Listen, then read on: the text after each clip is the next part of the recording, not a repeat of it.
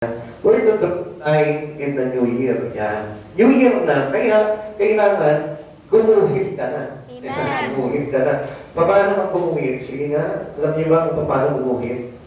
To draw line. Oh, gano'n ano? As a Christian, paano gumuhit? Ha? Ay, gano'n pag-guhit. Gano'n pag-guhit pagdating sa ano, di ba?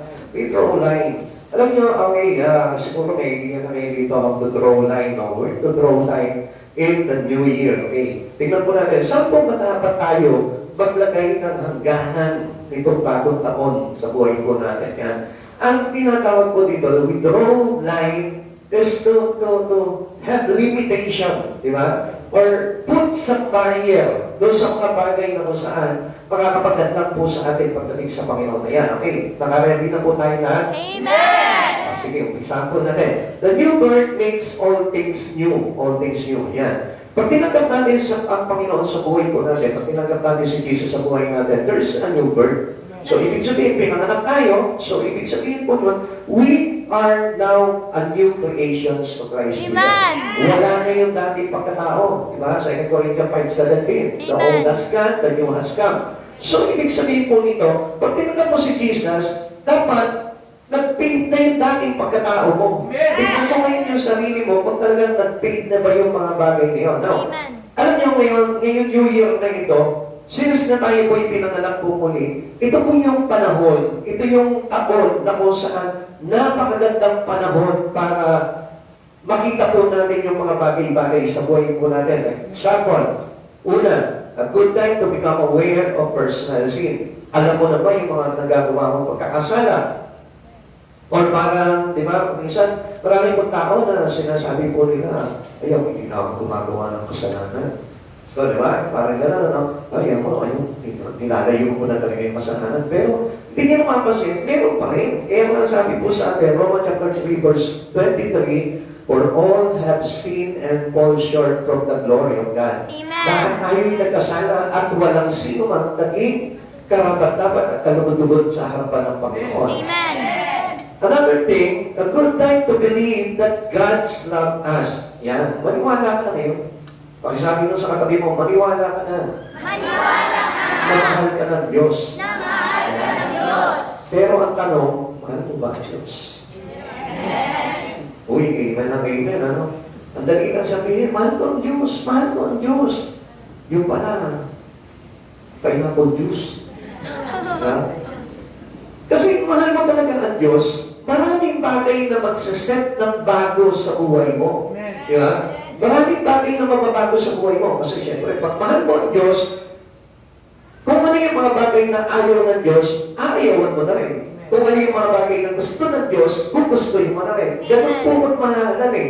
Amen? Amen! Now, ano sabi po dito? Kasi ang Diyos po talaga, ang Panginoon Yeso Kristo, ipinabatid na po niya o ipinadaman niya na po sa atin yung pag-ibig niya noong tayo'y makasalanan pa. Now, tingnan po natin. Ang Diyos, si Jesus mismo, tinanggap niya tayo at inibig niya tayo, makasalanan ka ba? Amen! Pero, how much more tayo naman? Baliktarin po natin, ikaw pinatawad ka na ng Panginoon. Ang tanong dito, pinadama mo na ba sa Diyos yung pagmamahal mo? May napaisip bigla kayo mo. Diba? Minsan, diba? Sasabihin mo, diba? Minsan, pag nasa kondisyon ako, diba? Parang gano'n, ano? Pero, hindi po parang sabihin po natin consistent yung ating pagmamahal sa Lord. Minsan, kapag halimbawa, nasa good mood ka, good condition ka, nasa pa sa pagmamahal ka, diba? Iiyak-iyak ka pa sa Lord, diba? Talagang marugtog talaga yung pagsamba mo sa Panginoon. Pero pag wala ka sa kondisyon, Panginoon, ako si pangod lang yan sa loob ng church. Yeah? Makita ko lang wala sa kanya, kahit sino, hindi makakabati ka, pag pinanong. Diba? Parang ganun lang, you know?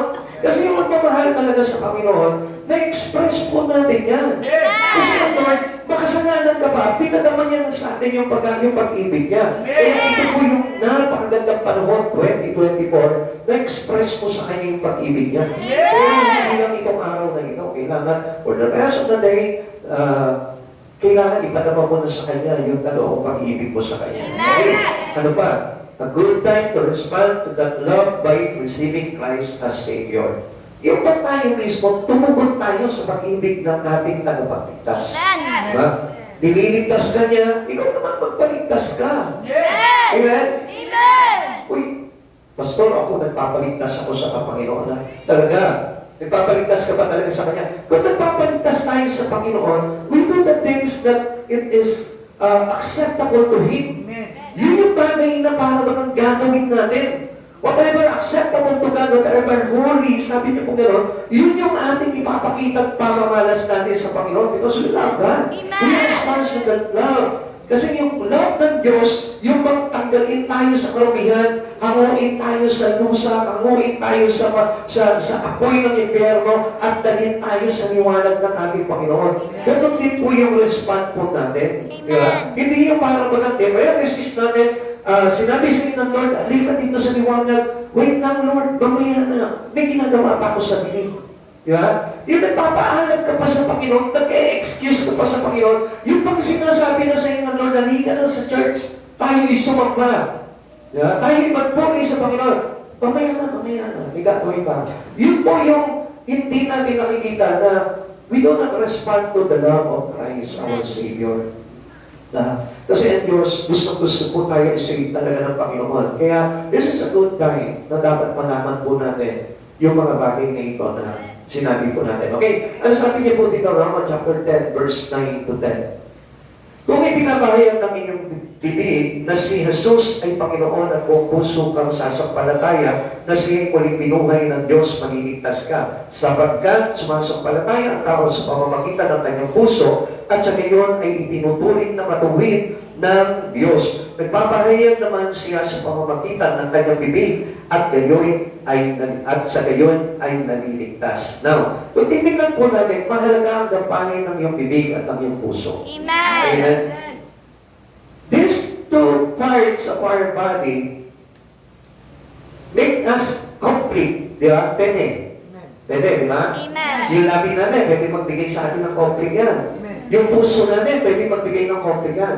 Pero, kung papansinin po natin, anong sabi? Ang puso ay sinungaling. Amen. Amen?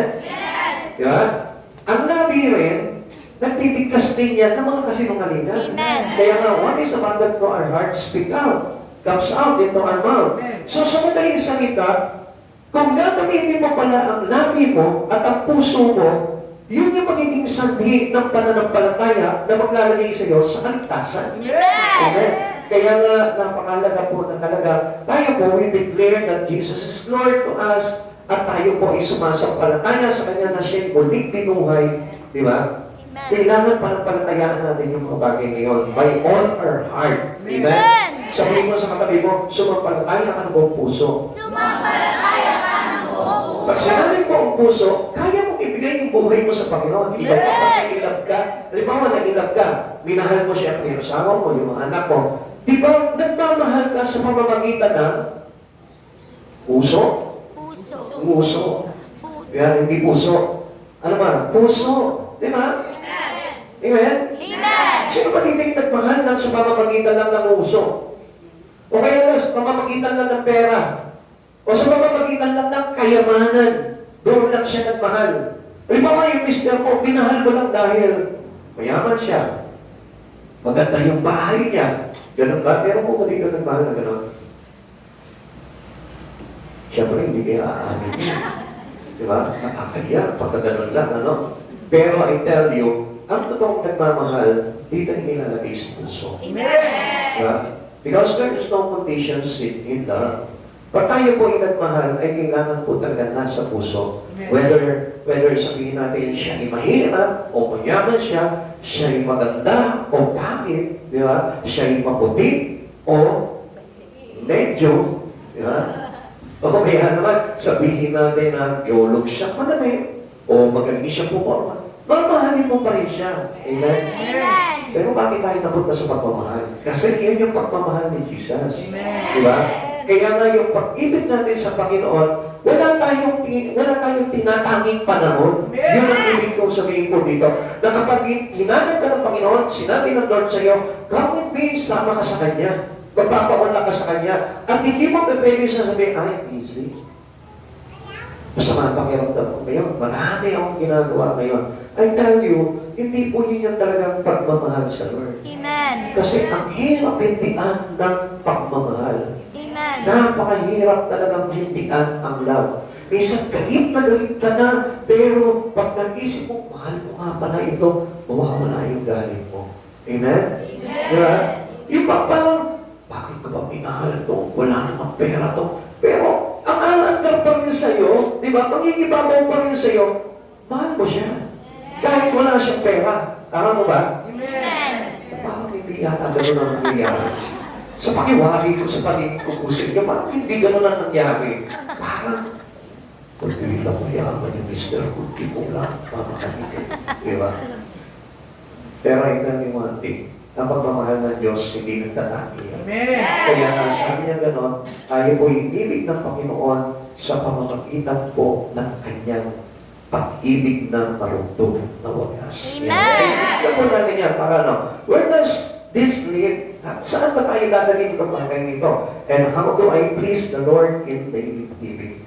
Yan po yung ibig natin sabihin po dito, na kailangan araw-araw nagmamahal ka sa Panginoon. Kasi kung hindi ka nagmamahal sa Panginoon, you put God into one place. Ilalagay mo lang sa isang tabi ang Panginoon sa buhay mo. Hindi ganun nagmamahal sa Panginoon. Like for example, anong araw yun? Wednesday, nandiyan ka. Mahal mo talaga ang Lord. I may say that you love God. Bukas, wala tayong church service, pero meron tayong ibang mga gawain dito. Asan ka? Ayun, yun ang tanong doon. Yeah? So, ibig sabihin nun, sometimes we forget God in our life because of our daily living, because of our daily activities in life. Minsan nakakalimutan natin, uy, meron nga pala akong minamahal. Yeah? Amen. Pansinin niyo, halimbawa, ikaw ba, halimbawa, let's say, papasok ka ng trabaho, saan ka uuwi? Siyempre, babalik ka sa bahay mo, di ba? Araw-araw yan, pumapasok ka ng trabaho, babalik ka pa rin sa bahay mo. Kasi nandun yung pamilya mo. Amen? Amen. So, ibig sabihin niyan, you express a love daily. Love for the Lord. Ganun din po tayo. Lagi mong binabalik-balikat palagi ang Panginoon sa buhay po natin. Kaya nga, alam niyo kung minsan, maraming bagay po sa atin na kailangan guhitan natin sa Panginoon. At yun po yung kailangan na para nang sa ganon, sumiti yung pag-ibig mo sa Panginoon, maglagay ka ng guhit. Draw a line for these things in you that hindered you for your love in God. Okay, where shall I draw the line of questionable activity? Yan. Kailan ba? Saan ba tayo gagawa ng isang hangganan dito sa mga bagay na ito na ginagawa natin na sabihin po natin medyo alanganin o sabihin natin kaduna-duna o sabihin natin hindi parang nararapat pagdating sa Panginoon. Okay, number 1, draw the line on anything that is not expedient. Pag sinabing expedient, ang ibig sabihin niya, maraming bagay sa buhay natin, hindi naman nararapat eh. Isang ginagawa natin, pero hindi naman kailangan. Amen. Amen, nababasin nyo? Sa araw-araw na pamumuhay natin, marami tayong ginagawa. A lot of things that is expedient. So meaning, hindi naman kailangan. Hindi naman nararapat. Waste of your doing, waste of your time, waste of your effort. Kung minsan, sayang lang eh. Bakit ginawa ko ito? Wala naman sa isa ito. Hindi naman makakapagdulot ito. Hindi naman makakapaglagay sa akin ng kalakasan ng relasyon ko sa Panginoon. Minsan, mga kapatid sa Panginoon, maraming bagay, araw-araw, daily in our activities, yun ang ginagawa po natin. Amen. Kaya nga, papapansin po natin yung sinabi po dito kay 1 Corinthians chapter 6, verse 12. May nagsabi, malaya ako makagagawa ng kahit ano. Ngunit ang sagot ko naman ay hindi lahat ng bagay ay makakabuti. Maaari ko rin sabihin, malaya akong gumawa ng kahit ano, ngunit hindi ako magpapaalipin sa anumang bagay. Yan ang sabi ni Pablo. Tapos sinabi niya rin po ito sa 1 Corinthians chapter 10, verse 23. Ang sabi niya sa verse 23, 1 Corinthians chapter 10, pakinggan nyo, parehas niya na sinabi niya po dito. Mayroon naman magsasabi, malaya akong gumawa ng anuman, ngunit hindi lahat ay nakabubuti. Malaya akong gumawa ng anuman, ngunit hindi lahat ay nakakatulong. Yan. Maraming bagay tayo na ginagawa, na kung sa amin wala naman saysay talaga. Amen. At yan po yung titignan po natin kung ano-ano itong mga expedient things in our life. Okay. Paul remind us that the Christian life is a new life. Amen. Amen. Kapag tinanggap natin si Jesus sa buhay natin, it's a new life in Christ Jesus. So, a new creations to Him. So, meaning, kailangan alisin na natin itong mga bagay na ito na hindi nararapat sa buhay po natin. Amen. Yun yung mga bagay na kailangan tanggalin na natin, iwaksin na natin. Pero kung minsan, alam niyo po, patuloy pa rin as a Christian who had Christ Jesus, we retain these things on us. Parang hindi natin matanggal-tanggal itong bagay nito, kaya hindi maganap yung new life sa buhay ng isang tao at nananatili pa rin po siya dati at luma pa rin. Amen. That is not acceptable to God anymore. Pag ganun po yung kalagayan natin, even though you receive Christ Jesus, but still, ganun pa rin yung pamumuhay mo, nandun pa rin yung mga expedient things sa buhay mo, I tell you, hindi pa rin po kalulugdan ng Panginoon yung pamumuhay na yun. Amen. Sabi po dito, such were some of you are still doing things which is against to God. Yan. Yung mga bagay na alam natin against to God, pero patuloy pa rin natin ginagawa. It's supposed to be dapat we all know that we are being washed, set apart, made just in God's sight. Alam natin po yan na tayo po ay hinugasan na, iniinis na po tayo, ipinukod na po tayo sa mga bagay na makasanlibutan at ginawa po tayong matuwid sa harapan ng ating Panginoon. Yun ang dapat na mag-manifest sa atin. Yun na po yung dapat na makita po sa atin bilang tayo po ay bago na sa ating Panginoong Jesucristo. Let us all disregard those expedient things in you. Itong mga bagay na ito na hindi naman po talaga nararapat. Amen? Amen. Okay, kung tatanungin natin, mapapaisip tayo, ito mga bagay ito na hindi nararapat na ginagawa ko. Marami. Marami. Kapag itong bagay na ginagawa mo ay hindi ayon sa Panginoon, huwag mo na gawin. Kasi hindi nararapat talaga sa Panginoon yan. Kaya nga, we always acknowledge Him in all things that we do. Sabi nga po, di ba na Proverbs chapter 3, verse 5 to 6, trust in the Lord with all your heart and not lean on unto your own understanding. In all your ways acknowledge Him, and He will direct our path.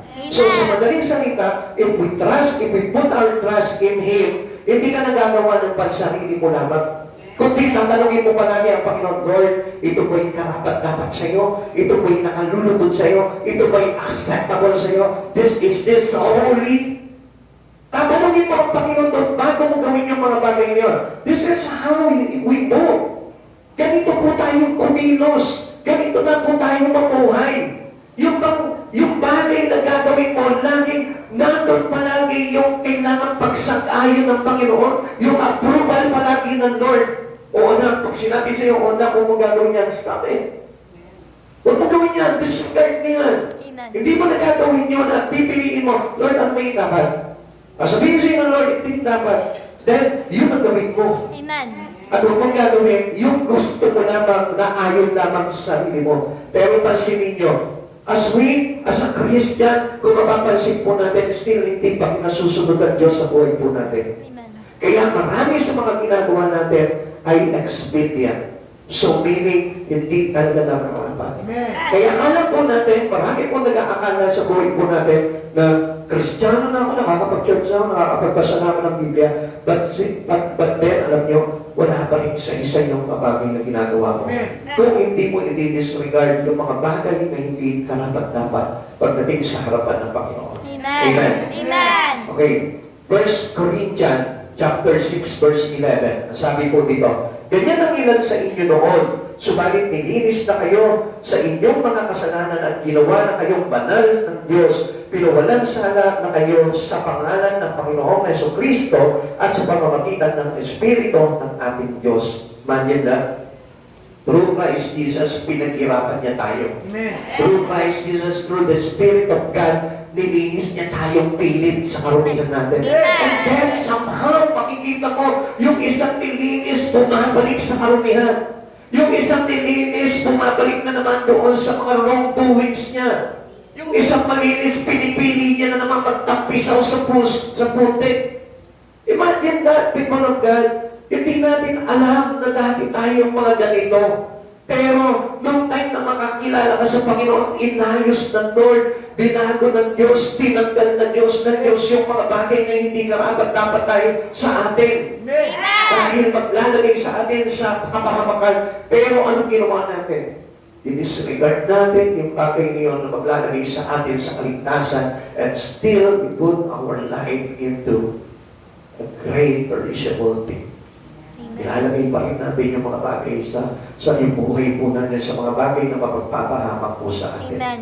Like for example, ngayon, di ba? Disregard mo muna yung ibang bagay, then let us put our focus into Christ Jesus. Amen. Yun po yung pinakamahalaga doon. Para na siguro, maunawaan mo talaga kung ano ba yung bagay na nararapat na itinuturo sa atin ng Panginoon. Okay, tingnan niyo po, sabi po ni Pablo po dito, all things are lawful, but not saved by keeping the law. Sabi niya po gano'n sa atin. So, lahat ng bagay ay nakaayon sa batas. Amen? Amen. Lahat naman po tayo even your life. Nakaayon po tayo sa batas. Kaya lang, minsan, ang hilig po ng tao kung ano yung bawal, yun ang ginagawa. Amen. Hindi niyo po nabasin yun? Pagka meron po tayo nakakita, di ba, nakakita po natin, di ba? Sa isang pader, makita natin, bawal ang magtapon ng basura. Pero makikita mo, ang daming basura doon. Amen? Amen. Amen? Amen. Hindi nyo napansin yun? Bawal mag-park dito, pero makikita mo doon lahat naka-park. Yeah. May nakalagay na batas doon na kung saan bawal. Pero yun pa rin yung ginagawa nila. May nabasa nga po ako sa Facebook bawal umihi dito. Si iba na lang magpwede.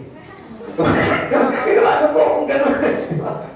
Kung mga kaisipan ng tao, di ba? Even the thoughts of a person or of man, di ba, parang hindi rin karapat-dapat Sometimes, di ba, meron tayo mga iniisip din na hindi karapat-dapat, and all these things are expedient. Amen. Ibig sabihin, hindi yan makakapagbigay kaluguran sa Panginoon. Nakikinig pa po ba kayo? Amen.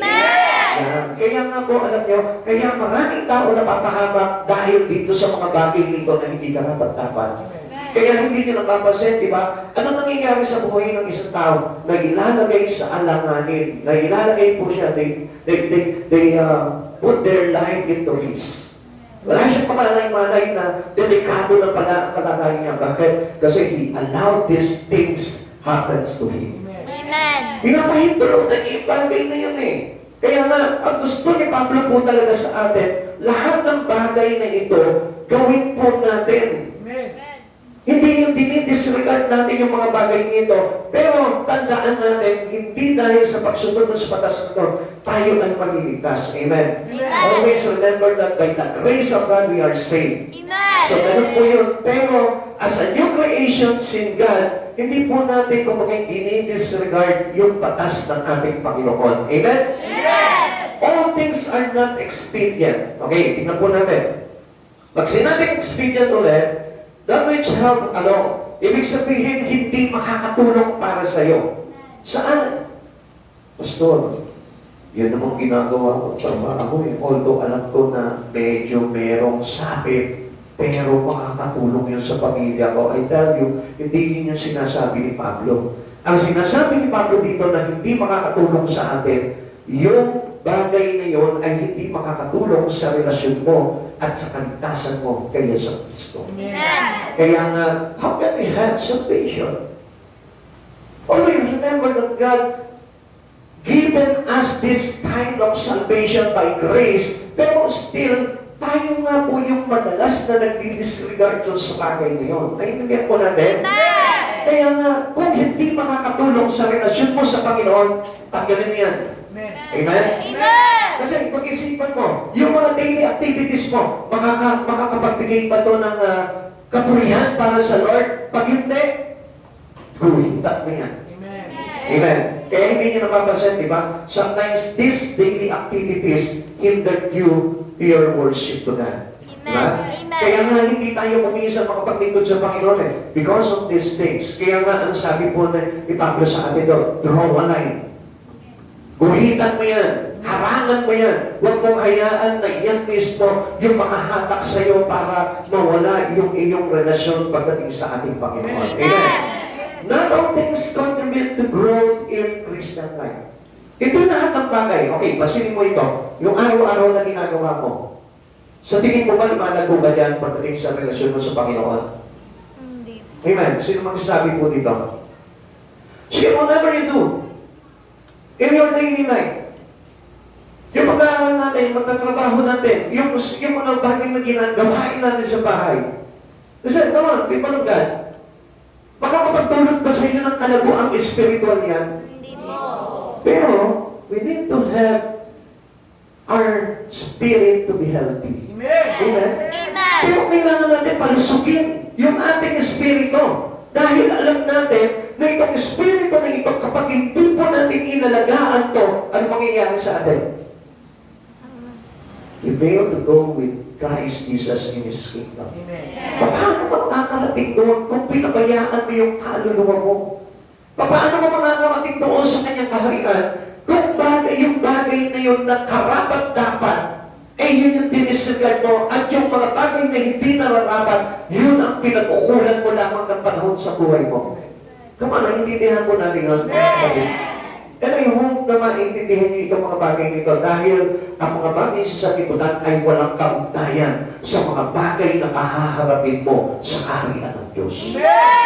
Always put it into your mind na lahat ng bagay na ginagawa mo sa sanlibutan na ito ay walang kinalaman yan para bigyan ka ng access para makapasok sa kaharian ng Diyos. Amen. Kaya nga sabi ng Lord ano sabi po sa atin ng Panginoon? Hindi dahil sa inyong mabubuting gawa kung bakit tayo naligtas, kundi by the grace, by your faith, by Christ Jesus alone, doon tayo po naligtas. Kaya nga, ano yung dapat na ngayon, nabigyan po natin ng pansin sa buhay po natin? Hindi yung mga babagay, hindi yung mga bagay na hindi nararapat at hindi makakatulong sa iyo, kundi ang dapat na pagkukulan natin ng pansin, yung mga bagay na may karapat-dapat na maglagay sa iyo, magpalago sa iyo, sa iyong relasyon sa ating Panginoong Heso Kristo. Amen. Yung mga kapag-contribute sa iyo, sa espiritu mo, para lumago ka. Yun yung pagpadalaki natin inahanap daily in our life, most especially New Year, kailangan tignan po natin, maglagay po tayo ng mga goals na kung ano yung bagay na pwedeng magtulot sa atin ng kaligtasan. Come on, kung papansinin po natin, meron ka na bang goals? And for sure, that goals is not related on Christ. Tama mo ba? Sino po rin ako? Kailangan mag-double income ako ngayon. Kailangan dahil marami ng gastusin. Isa na lang po yung mga goals natin. Ay, ngayon, kailangan mag-card diet ako. Ganun yung mga goals natin. Diba? So, isa nandun lang, nag-focus tayo, pero walang kinalaman sa iyong espiritu, sa paglago ng espiritu mo. Pero how many of us, nagkaroon ka ng goal, ibang taon na ito, di ko na pag-ikuran ng Diyos for the past years na nagdaan, but this time, I will focus on my service to God. How many of us here, na ganun yung naging goal niya? How many of us here, na nagsabi sa Lord, Lord, ito 2024, Lord, mag-3 times a day ako magpe-pray para sa iyo. How many of us going to have a growthful spirit? Ilan sa atin? Ngayon, hindi niyo po ba napapansin na maraming expedient things na ginagawa natin in our daily activities na hindi naman karapat-dapat talaga? Amen. Amen? Amen. Nakakayo sa tulan, no? Nakakayo, di naman nandun sa mga pagkain ngayon, no? Pero yun po yung sinasabi talaga na kapag hindi mo pinag-ukulan talaga ng pansin, itong bagay nito na sinasabi sa atin ni Apostol Pablo ay dahil yung di po tayo makapapasok po talaga sa karya ng Diyos. Amen. Amen. Will this make me love Christ more? Diba mga bagay na ito ay makakapagdulot po ka talaga para mas lalong umigting yung aking pag-ibig sa Diyos. Sino po dito yung araw-araw na dadagdagan yung pag-ibig ni Jesus? Let me see your hand. Yung iba parang nagdududa sa sandali. Yung mga parang patay lang eh. Parang flatline lang yung aking pag-ibig sa Lord eh. Kung minsan nga parang Parang daig pa yung yung beat, di ba? Yung yung heartbeat natin. Minsan kapag hindi huminga, nagpa-flatline, Diba? Minsan ganun po yung love namin sa Lord eh. And let us make our love to getting higher and higher day by day. Amen. Dapat lagi natin ginugol. Kailangan mas maganda ako ngayon 2024 sa Lord. Kailangan mas marami akong panahon sa Lord. Kailangan mas marami akong prayer. Kailangan mas marami akong memory verse. Kailangan mas marami akong makakay sa the glory of Him. Yun po yung mga bagay na kung saan yun yung kailangan. Amen? At yung mga bagay na hindi kailangan, halimbawa, umahad lang sa'yo, halimbawa, yung bagay nito na umahad lang sa'yo para lumago ka sa Panginoon, guhitan mo yun. Draw a line on it. Amen. Huwag na huwag mong hindi guguhitan yun. Amen. Sige na, pakiguhitan mo nga. Kung meron ka man naiisip ngayon, pakiguhitan mo sa oras na ito. Ako, yung iba walang ginuhitan. Ibig sabihin ba niyan, okay, open pa rin kayo, pasok mga kapatid. Ganun pa rin po ba? Ayaw niyo po ba na talagang, not today, Satan, not today. Sabihin mo naman sa kawa yun. Satan, not today! Hindi na ngayon! Dapat ganun po tayo pagdating sa Lord. Pagdating natin paglilingkod sa Panginoon, meron na tayong bagay na dapat na pinipigilan at hindi na pinapahintulutan sa buhay natin because 2024 na. Kung dati nagkamali ka, at this time kung magkakamali ka pa rin, anong nabago? Walang pagbabago. And perhaps hindi pa rin natin masisecure yung kaligtasan natin kung walang nababago sa buhay po natin. Ang sabi po ng Biblia, habang tayo naghihintay sa kanyang pagbabalik, tayo po ay naglilinis. Amen. Amen.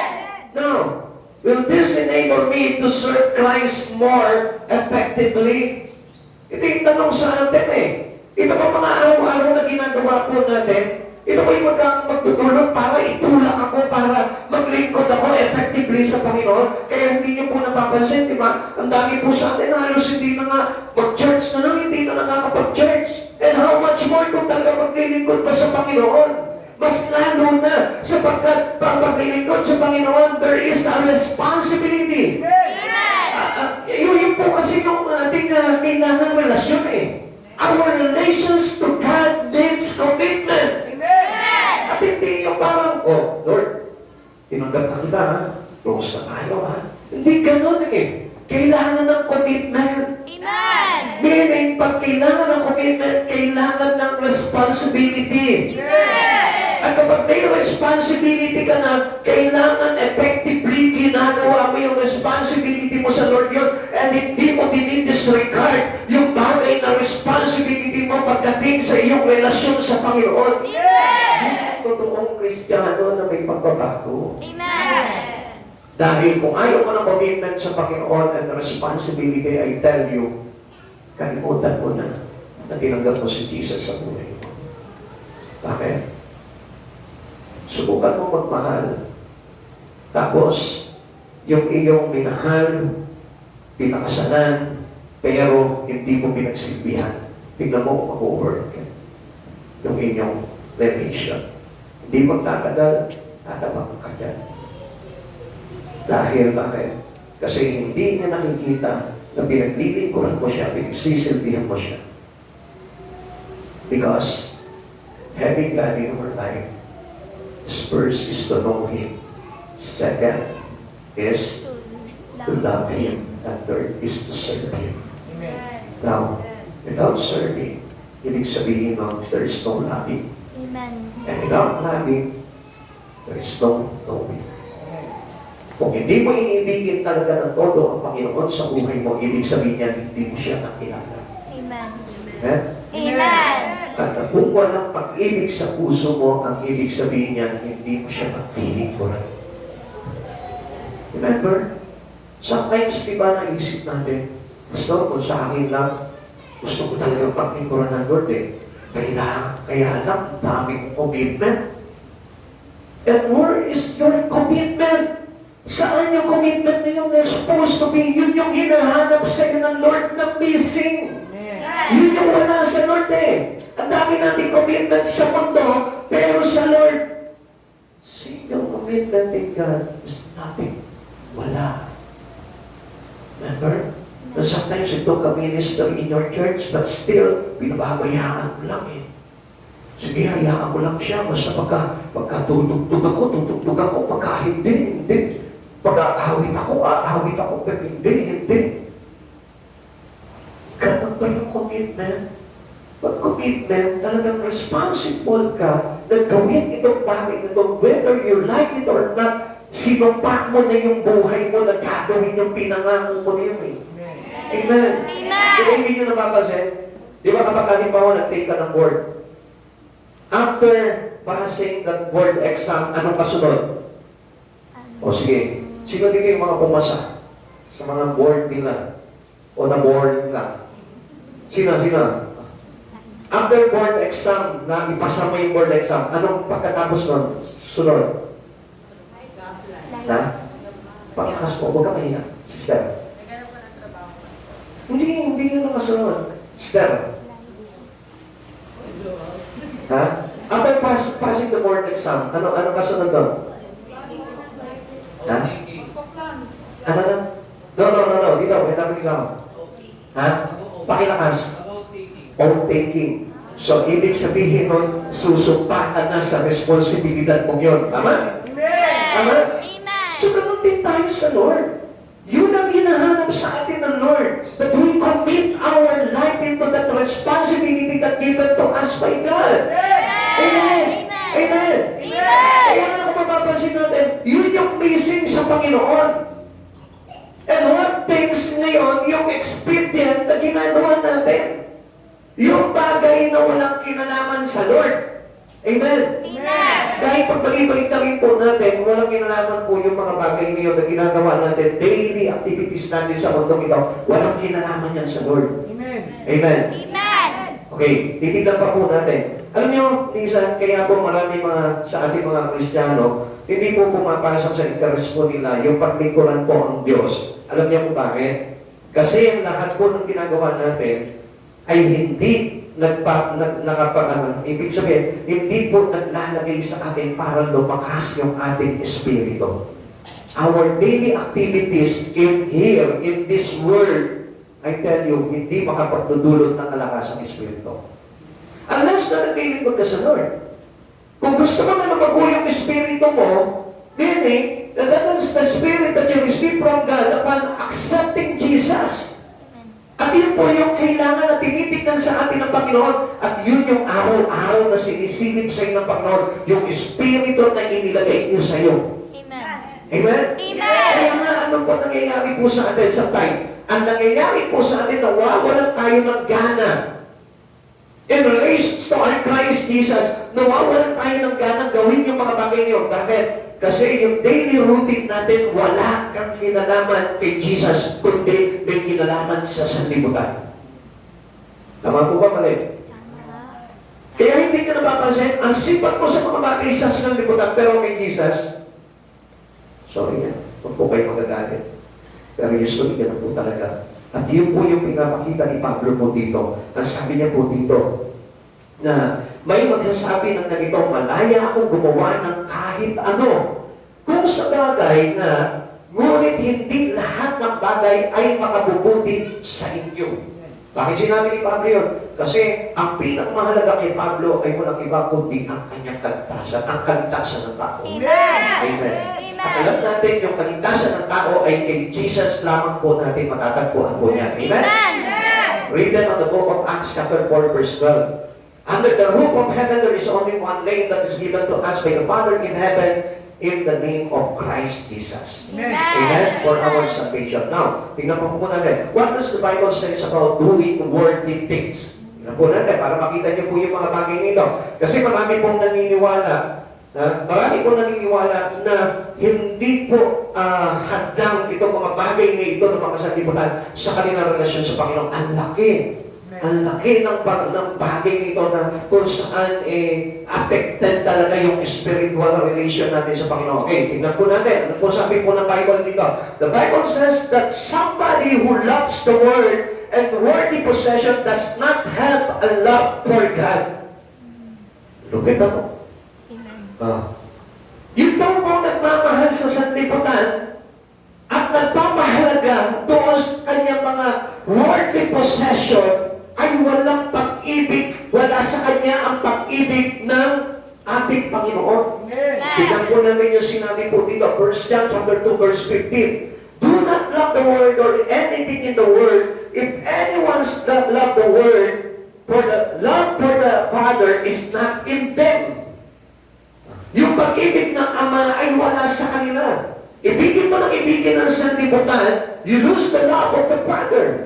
So sa madaling salita, tinutukoy po dito ni Pablo na kapag ang isang tao ay nag-focus at wala nang ibang pinagkaabalahan sa buhay niya, kundi yung mga bagay lamang dito sa mundong ito, nawawala yung pag-ibig sa kanya ng Ama. Amen. Di ba napakagrabe nun? Di ba napaka-worst nitong bagay nito? Yung mawala yung pag-ibig ng Ama sa iyo, as well as ikaw din mismo mararamdaman mo na wala na love, wala na po yung pag-ibig natin sa Panginoon. Amen. Amen. That was the real truth. Yun po yung katotohanan. Na yun yung dapat na kung minsan talagang kailangan natin draw a line, put a line on it. Na kailangan talagang guhitan mo yun para na sa gano'n. Hindi ito, ano sabi niya po, ano sabi ni Pablo po dito? Tingnan niyo mo, malaya akong gumawa ng kahit ano, ngunit hindi ako paaalipin sa anumang bagay. Ang tinutukoy ni Pablo po dito, yung mga bagay sa sanlibutan. Amen. Amen. Amen. Kaya nga kung hindi po natin talaga lilimitahan yung buhay po natin, pamumuhay natin ito, worthy things, I tell you, yung pag-ibig ng Ama at yung pag-ibig mo sa Ama ay maglalaho. Amen. Amen. Many people today doesn't want to have to serve God in them. Ayaw nila. Wala silang gana. Wala silang time. Unawaan niyo po mabuti po ito. Okay? Another thing. Second.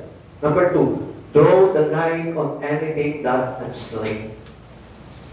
Kuhitan mo o lagyan mo ng hangganan yung mga bagay na umaalipin sa iyo. Amen. Amen. Amen. Marami po yan, mga kapatid sa Panginoon.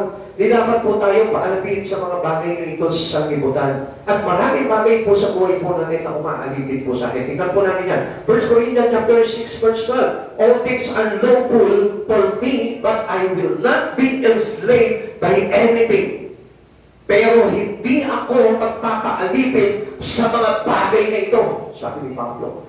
Ang tigas na pagkakatingin ni Pablo po dito Sinabi niya, pero hindi ako, sabi niya, malaya akong gumawa ng kahit anong, ngunit hindi ako papaalipin sa anumang bagay. Yan. Siguro kung mapapakinggan mo yung pagsasalita ni Pablo dito, parang ang tigas ng pagkakasabi niya siguro dito. Parang sinasabi niya, sasabihin ko sa iyo na hindi ako magiging alipin ditong mga bagay nito. Alam niyo kung anong tinutukoy ni Pablo doon? Worldly things. Amen. Kaya nga siya nga po yung nagsabi na do not love this world or even things in the world. Because those who love the world are enemy of the Father. Now, Amen. ganun din po tayo. That's why we become an enemy to our relationship with God. Alam niyo kung bakit? Kasi pag nawawalan ka na ng gana pagdating sa Panginoon, you put a line to God and not to the things of the world. Amen. Ganun po yung nangyayari po sa atin. Kaya, better be watchful. There is wonderful freedom in Christ. Na kapag tayo po na may Christ na po, ang ganda po nung kalayahan ibinibigay niya sa atin Sabi niyo po dito, all things are in my power, but will not be overpowered. Alam niyo, ang sanlibutan po, pwede ka niyang i-overpower or i-overrule. Na kapag halimbawa, we submit our life in doing things worldly, pwede ka niyang alipinin. Amen? Amen. Hindi niya napapansin. Kaya nga kung minsan, di ba, alipin na tayo ng araw-araw na ginagawa natin. Napansin niyo po ba yan? Amen. Tama po ba si Pablo doon? Tama po ba si Pablo doon? Amen. Di ba? Hindi niyo napapansin. Halos hindi natin napansin na We have freedom to quit school. Di ba? Nagpabayad pa nga tayo para lang tayo makapag-aral. But then, pagkatapos namin mag-aral, ang nangyayari, alipin tayo ng trabaho. Hindi nyo napapansin? Para na magkapera ka, kailangan magpagtrabahuhan mo. So, sa Lord, wala naman yun Actually, naging cause yun ng sin ni Adan. Amen? Kasi sabi niya gano'n, simula na yan, lalaki, ikaw ay magbubukal para sa ikabubuhay ninyo. Amen? Consequence yun ng sin. Amen. Kaya kung mapapansin po natin, sa Lord, we are free. Free tayo sa lahat ng bagay. Kaya nga kung minsan, ano nangyari po sa atin? Ngayon, alipin na po tayo ng sanlibutan. Lahat kailangan mong bayaran. Lahat kailangan mong pagtrabahuan. Lahat kailangan pakukulan mo ng panahon, ng buhay, ng lakas. Hindi napansin nga? Alipin na kasi tayo ng sanlibutan Samantalang sa Lord, binigyan tayo ng napakagandang kalayaan. Amen. Minsan nga sa sobrang laya po natin, iba na yung ginagawa natin. Diba? Nakakalimutan natin ang Panginoon at babalik po tayo doon sa pagkakalipin. Amen? Pinalaya tayo ng Panginoon and then, ano nangyari? Balik sa pagkakakalipin. Bakit? Kasi hindi tayo naging watchful sa mga bagay yung ginagawa natin araw-araw. Okay? Tingnan po natin dito para mas maliwanag. Ano po? All things permitted ba? Hindi nyo Kasi sabi nga po ni Pablo, lahat na all things are lawful. Sabi niya gano'n, lahat ng bagay ay nakaayon sa batas. Okay? For example, money is lawful, but I will not be under its power. Amen?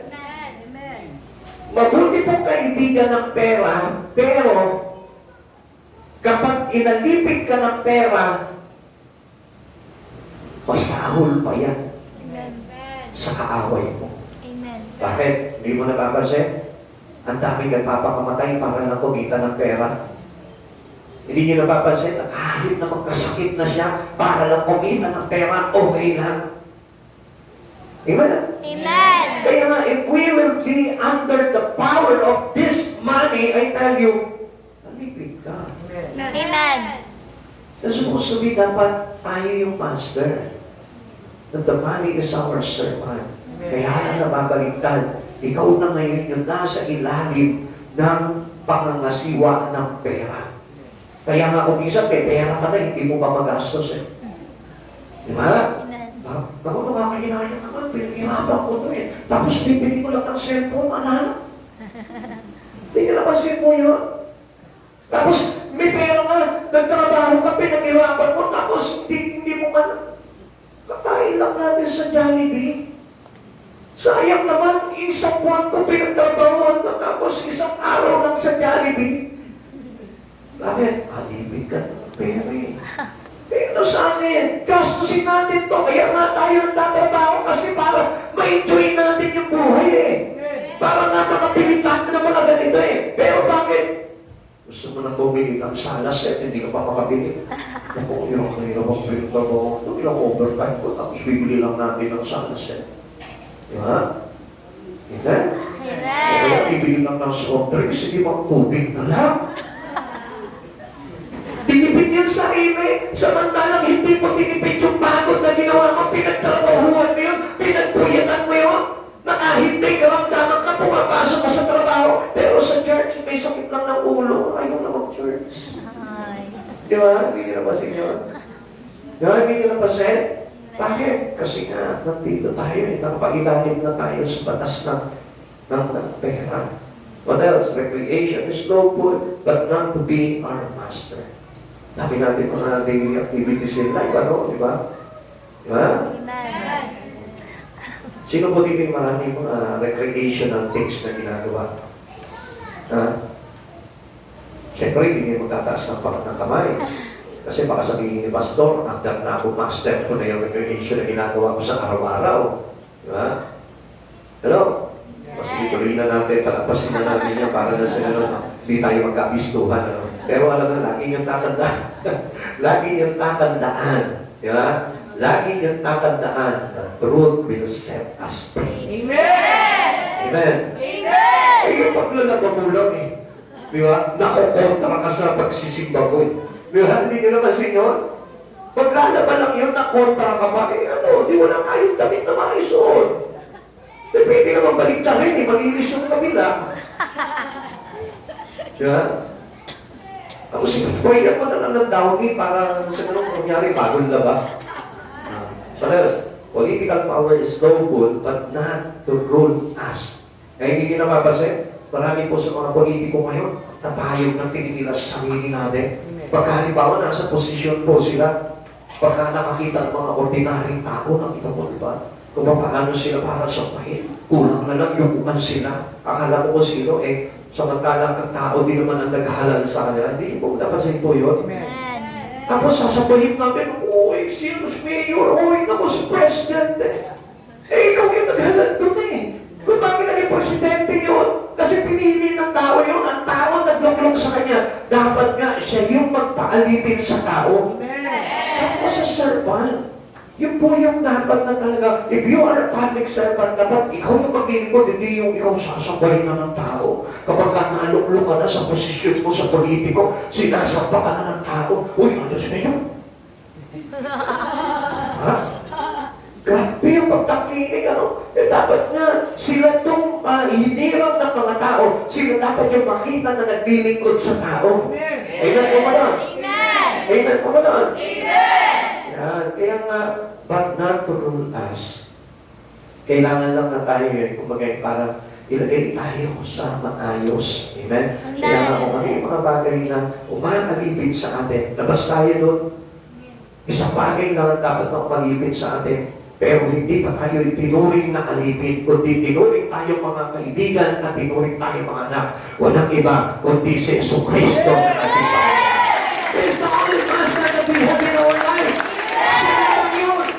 Masigit siya sa pera, masigit pa siya sa mga activities mo, masigit pa siya sa mga politiko na kilala mo. Dahil si Jesus lamang yung nag-iisang karapat-dapat na sabahin dahil siya mismo pinagkikuhan niya tayo. Kung you ever notice kung anong ginawa ni Jesus, hinubad niya yung kanyang pagka-Diyos, nagpakaalipin siya, at hindi lamang po yun, para magpakaalipin sa atin. Amen. Let nothing become your master. Wala na po dapat na kahit na ano. Ngayon, kung halimbawa yung pera, yung mga bagay na ginagawa mo, yung yung posisyon mo, yung mga bagay na meron ka, dapat yan, kuhitan mo yan, kung yan yung mga nagpapasunod sa iyo. Amen. Amen. Kung yun yung bagay na umaalipin sa iyo, kuhitan mo yan at huwag mong pahintulugan na i-rule over yan yung buhay mo. Amen. Even your word, your study. Kaya nga nakita nyo, kapag may pasok, nalilimitahan yung mga estudyante na mag-church. Hindi nyo po bang alam kung hindi nyo po ba nakikita kung gaano kasama yung pang-aalipin po sa atin ng mundong ito? Amen. Supposed to be, tayo nagtatrabaho po tayo, pinaghirapan natin yan, dapat nga may kalayaan tayo na tayo ang masunod. Amen. Kaya ka nga nag-aral eh. Oh, tapos nag-aral ka, tapos alipid ka nito. Hindi mo hawak yung panahon mo, hindi mo hawak yung sarili mo. Hindi mo ba naisip yung bagay na yun? Samantalang, alam nyo, ang Lord, ang offer sa atin ng Lord, we are free. We are having our liberty. We have the freedom to do anything for the glory of Jesus. Amen. Tingnan nyo ito pa yung isang bagay na ayaw ng Panginoon kung bakit ayaw niya na tayo alipin ng sanlibutan. Bakit? Kasi pag alipin tayo ng sanlibutan, for sure yan, hindi tayo magpapasailalim sa ating Panginoon. Bakit? Matthew chapter 6, verse 24 to 26. No one can serve two masters. For either he will hate the one and love the other, or he will be devoted to the one and despise the other. You cannot serve God and Mammon. Ano po ba yung tinatawag na Mammon po dito? Yung money, possessions, fame, status, or whatever is valued more than the Lord. Marami po nagsasabi po sa atin as a Christian, the Lord is apart on me. At Diyos ang nakakahigit sa lahat ng bagay sa buhay ko. Tingnan mo, kung gano'n nga ang nangyayari sa buhay mo. Kasi kung minsan binulag na po tayo itong mamon na ito eh. It is the God of the Word. Binulag tayo itong mga bagay na ito na nasa mundo, which is the God of the Word. Amen. That is the dragon. That is Satan. Siya po yung mamon. Ginamit niya yung money, yung possession, yung faith, yung estado mo.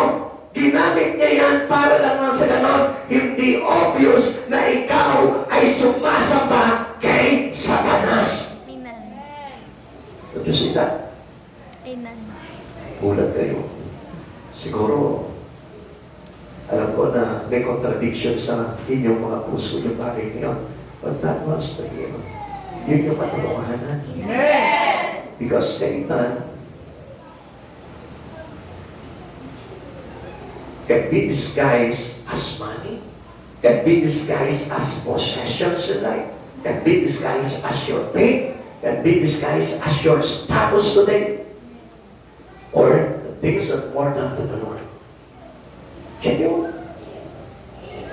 Pwedeng siya yung maging cellphone mo.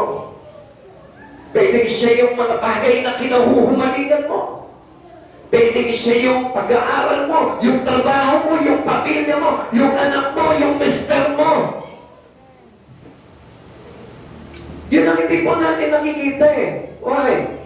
Kaya nga po ang sabi ko ni Hosea, people destroy because of lack of knowledge. Amen. Kung wala po tayong pangunawa doon sa mga bagay na yun, I tell you, mapapasailalim tayo sa kapangyarihan ni Satanas. Kaya nga ang sabi po ang sabi po sa atin po ni Pablo, do not love this world or even think this is the world. Kaya nga sinabi yun dahil anong ginawa po ni Satan po dito? Pinakilaman niya ang buong sanglibutan. Di ba? Ang sabi nga, the world is the fullness of God. Amen. Pero ano nangyari po dito? Siya nag-create eh, pero dinungisan po ito ni Satanas para naman gamitin niya para alipinin tayo. Kaya nga, buhitan niyo yung mga bagay na umaalipin sa inyo sa mundo ito. Amen. Amen? Amen. Or simply, set a limitation. Magkaroon ka ng limitation doon sa bagay na yun at huwag ang Lord ang lilimitahan mo sa buhay mo. Amen. Lagi nating tandaan, love God above all. Amen. Walang ibang Diyos, kundi siya lamang. Amen. Ikatlo, draw a line on anything that does not edify. Yung mga bagay na hindi nakakapagpalakas sa iyo, yung mga bagay na hindi nakakapagpatibay sa iyo, yung mga bagay na nagdudulot sa iyo ng kahinaan sa espiritu, guhitan mo yun. Amen. Not all things build up. Tandaan po natin, hindi lahat, sabi nga po, hindi lahat ng mga bagay na yan ay makabubuti para sa iyo. 1 Corinthians chapter 10, verse 23. Mayroon naman magsasabi, malaya ako gumawa ng anuman, ngunit hindi lahat ng ito ay nakakabuti. Malaya akong gumawa ng anuman, ngunit hindi rin lahat ng ito ay nakakatulong. Lagi namin tandaan, hindi lahat ng nakikita mo na mabuti ay nakakabuti. Amen. At hindi lahat ng bagay na ginagawa mo ay nakakatulong. Amen. Lagi po namin tatandaan yan. Kung minsan, alam nyo, yung ganda ng pagnanamay mo, akala mo nakakabuti sa iyo, pero hindi pala.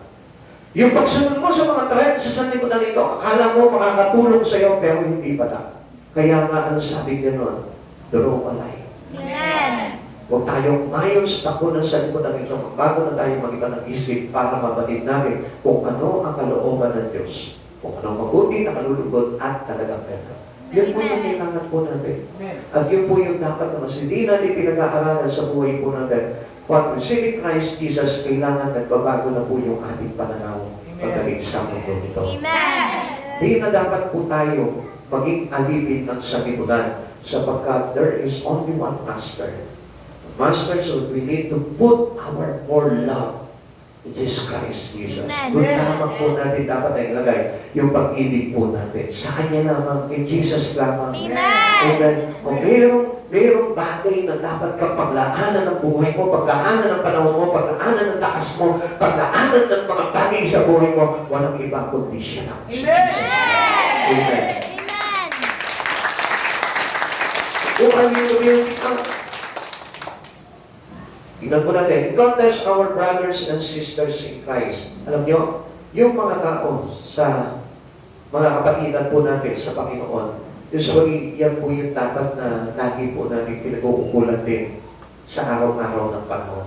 Dahil sila din po yung nakasaad na sinasabi sa Biblia na kailangan ng tagapagpalakasan po natin. Tandaan po natin yan. Sometimes, alam nyo, more Christians, ang mas higit na kinaiinisa nila yung kanilang mga churchmen. Amen? Hindi na kasi. Basta iinis ka doon sa ka-churchmate mo kaysa sa kapitbahay mo eh. Basta iinis ka sa ka-churchmate mo kaysa sa kaklase mo. Basta iinis ka sa ka-churchmate mo kaysa doon sa mga katrabaho mo. Mas naiinis ka doon sa pastor mo kaysa sa teacher mo. Amen? Ako hindi matatanggap ng mga teacher mo. Na mas love sila ng mga estudyante nila kaysa yung mga pastor. Totoo po yan. Sabagat, ano sabi po sa atin ng po ng Corinthians? Sabi po gano'n. Hindi sila sumasampalataya because binulag sila ng Diyos ng sanlibutan. Kung bakit hindi nila makita ang kanindigan ng mabuting balita tungkol kay Jesus Cristo. Kaya mga kapatid, mag-ingat po tayo. This New Year, kailangan lagi po tayo mag-set po ng line para na sa gano'n. Hindi diretso ang kaaway na magalaw ang buhay mo. Amen! Building up the body of Christ, yan po yung kailangan po natin. Yung tayo po ay kaisa into the body of Christ. Involve yourself into the body of Christ. Kaya nga tinawag ng Lord actually the church is the body of Christ. Lahat tayo dito ay binubuo ng iisang katawan. At kung sino yung tinanggap natin, yun ang ating katawan. Amen? Kung ikaw, halimbawa, binuo ka ni Jesucristo, ibig sabihin, bakti ka ng katawan niya. Kung binuo ka ng mundong ito, ibig sabihin, doon ka sa mundo. Kaya nga ang sabi nga, you need to born again. Amen? Kaya sa mga born again, yan ang kingdom of God.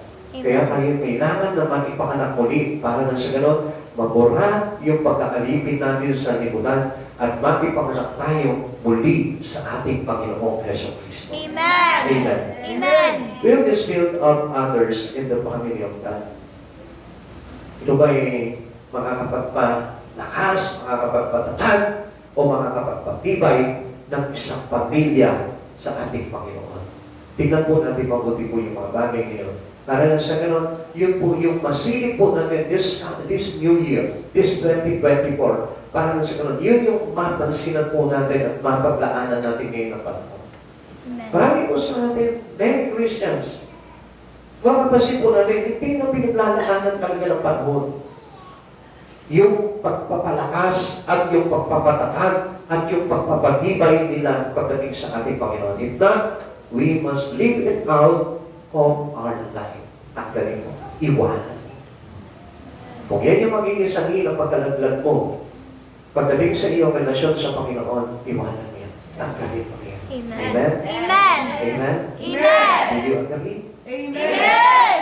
Parang nanguhuli yata yung iba. Agree po ba tayo doon? Amen! Kahit na yan ay maging kawalan mo, Amen! medyo nababawasan ng kahit na hindi magdulot sa iyo ng pananalapi mo. Amen! Wow, malakas pa rin talaga. Talagang mukhang willing na tayo nito 2024 na magsabit na talaga at i-commit ang buhay natin sa Panginoon. Alam mo, yun po yung bagay na kailangan natin gawin. Para lang sa ganon, tayo po mismo ay makatulong po tayo sa pagpapalakas din sa ibang mga kapatiran po natin. Amen? Amen! The threefold test of all we do and say in this new year. Ano yan? Does it help me along my Christian life? Tignan mo yung mga bagay na ginagawa mo. Kung makakatulong ba ito sa iyo para ikaw ay talagang maging isang Kristiyano. Amen? Amen! Yan. Huwag ka nang balikan yung past. Sabi nga po nito huwag ka nang umasa na babalikan ka pa ng ex. Marami ka na umaasa pa sa ex Kaya nga, in-ex mo na yan para hindi na yan Amen? Amen. Kasi sana hindi mo na tinawag na ex yan. Yung ex-job mo, babalikan mo pa ba yun? Hindi na kailangan. Kaya nga naging ex mo yung job, yung trabaho mo yun. Kasi nga, mayroon ka naging problema doon. yung ex-boyfriend mo, ex-girlfriend mo, kaya hindi na kailangan balikan yun dahil may problema ka nga doon eh. Pag binalikan mo yung problema. Tama po ba yan? Yung ex-sin mo, huwag mo nang balikan yun dahil pag binalikan mo yun, balikan na naman doon sa kasalanan. Amen. Amen? Amen. Lahat ng ginawa mong ex, huwag mo nang balikan. Huwag ka nang pumasa. Sapagkat kahit kailan, si Jesus ay hindi naging ex sa buhay natin. Amen! Kaya ang dapat po dito, hindi balikan, kundi panatilihan. Amen! Amen. Will it allow me to remain free or will it become my master? Yan. Mananatili pa tayo malaya? O ito na yung aalipin sa atin? Balik sa Panginoon, kailangan natin ng kalayaan. At yung kalayaan na yun, hindi para maging malaya na gawin ang mga kasalanan, kundi maging malaya para hindi na makagawa ng kasalanan. Amen. Amen. Amen. Kasi build up others, tingnan mo ngayon, yung mga ginagawa mo yan, nagdudulot po ba yan ng paglago sa ibang mga Kristiyano? Yung mga bagay na ginagawa mo yan, nakapagdudulot ng kaligtasan sa maraming tao. Amen. Kapatid sa Panginoon, kung hindi, iwanan mo yan.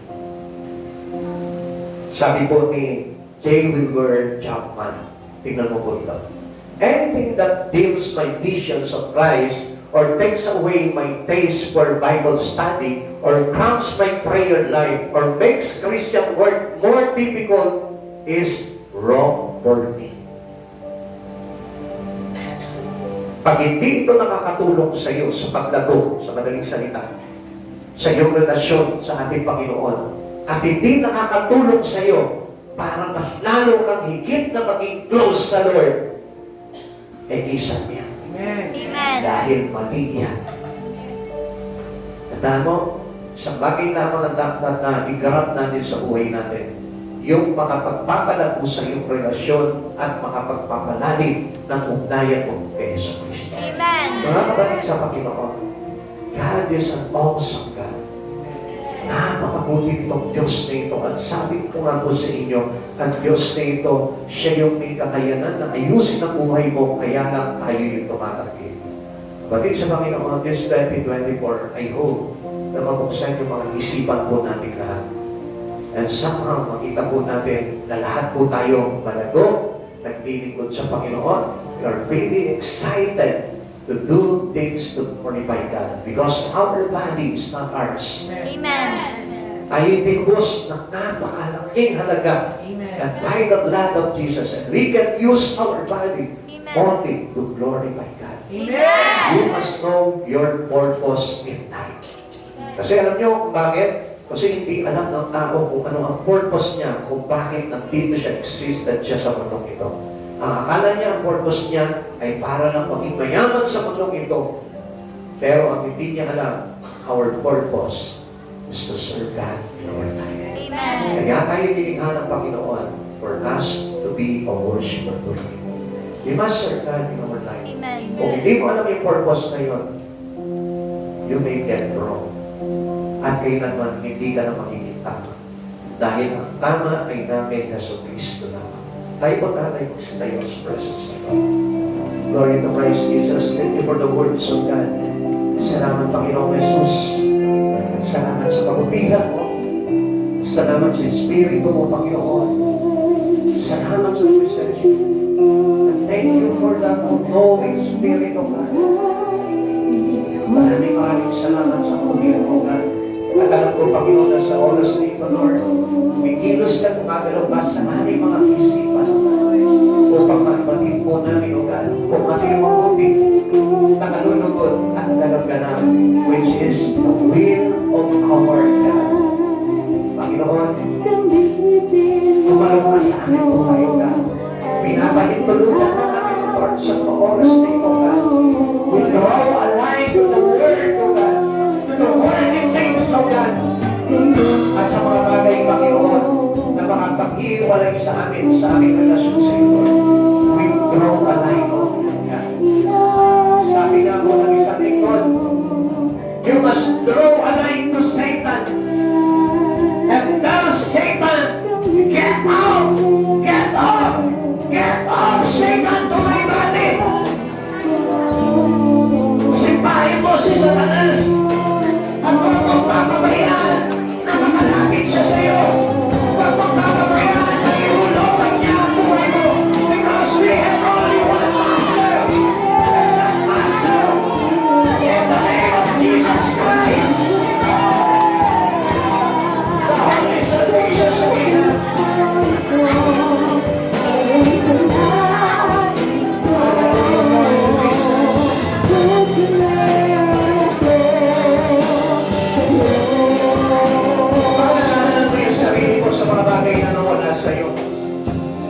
alalahanan mo yung espiritu mo.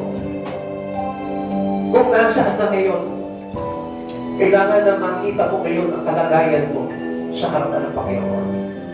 Kapatid, kung nakikita mo sa oras na ito na parang pinaglalaligan ka, halos mawalang kalagandaan na sa mga bagay sa Panginoon, na halos parang ang tamlay-tamlay na ng espiritu mo na hindi naman katulad ng dati na kung saan excited ka, masaya ka, may lakas ka, na gawin yung mga bagay sa Panginoon. Tignan mo kung ano yung umahadlang dito. At guhitan mo yung bagay na yun na patuloy na umahadlang sa iyo. Kapatid, mahalaga ka sa Panginoon. I tell you one thing, God loves us. Mahal tayo ng Panginoon. At hindi hahayaan ng Lord na tuluyan ka mawala sa Kanya. Thank you, Lord. Hallelujah. Tayo tulutan mo yung paghahari ni Jesus sa buhay mo.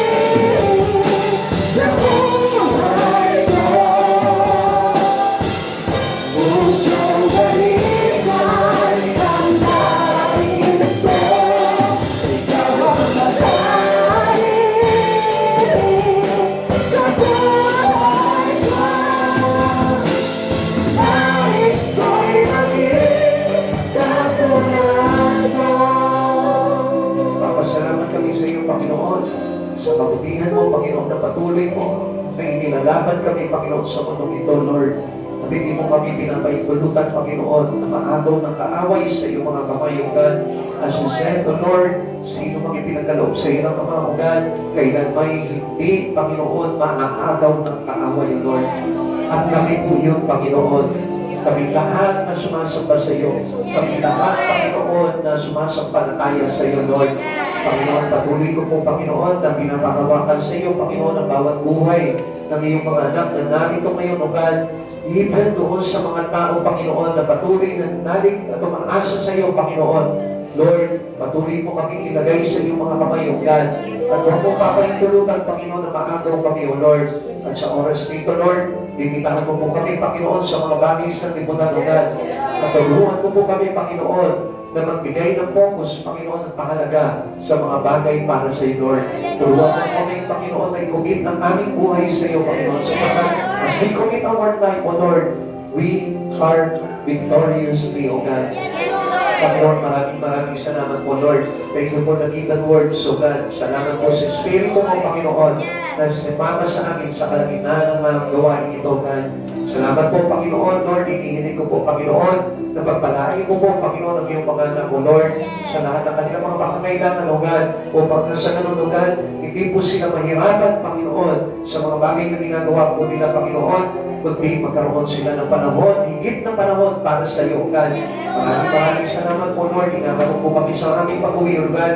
Samahan mo po kami ng iyong banal na presensya. Kakayo po kami, Panginoon. Lord, pakarating kami sa aming mga tahanan, mga luwalhati, O Lord. At kasama namin, Panginoon, ang lahat ng mga anghel po, Panginoon, na magbabantay palagi sa amin, O God. Maraming salamat po, Panginoong Jesus. Muli po, O God, sa iyo po namin ibinabalikan lahat ng kapurihan at karangalan sa aming pangalan po lamang ng aming Panginoong katakasan at makapangyarihang manunubos ng aming mga buhay. Salamat, Panginoong Jesus, sa iyong kapurihan. In Jesus' name. Amen. God bless you all. Salamat po tayo.